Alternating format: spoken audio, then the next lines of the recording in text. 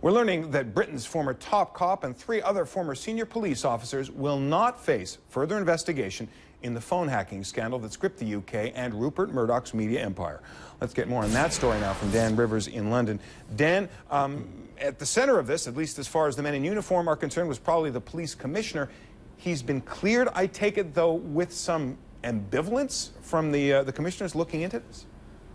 I think that's a good way of putting it, Jonathan. Yeah, Sir Paul Stephenson resigned last month amid a whole slew of criticism about phone hacking, and then specific criticism that he accepted thousands of dollars worth of hospitality from a health club while he was recuperating from an illness. And the person that was linked to that health club was someone who had worked at the News of the World, allegedly involved in hacking Neil Wallis.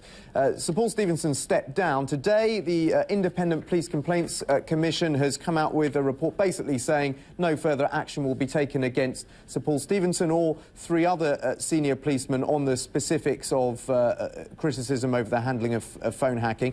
On Sir Paul Stephenson, they say the public will make up its own judgments about whether any senior public official should accept hospitality to this extent from anyone, or indeed about a policy which regards hospitality as acceptable merely because it's disclosed. So they have cleared him of wrongdoing, but basically said the court of public opinion may not be so kind.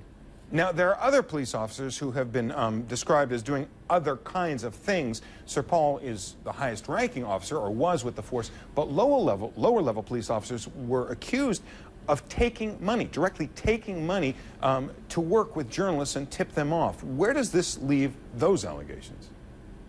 Well, those allegations are still being investigated by the police itself, overseen by this same body, the IPCC. That's Operation Elvedon, which is sort of running in tandem to the operation looking specifically at phone hacking. There have been a number of arrests with that. That's still ongoing. They're not saying, the IPCC, that that is over by any means. And there's also a side note. One of the other officers involved in all this, Assistant Commissioner John Yates, who also resigned, he will be investigated on one specific allegation of securing a job for this guy Neil Wallis's daughter at the police. That will be investigated by the IPCC. The other broader allegations about the mishandling, if you like, of the phone hacking investigation initially, that won't be put forward by the IPCC.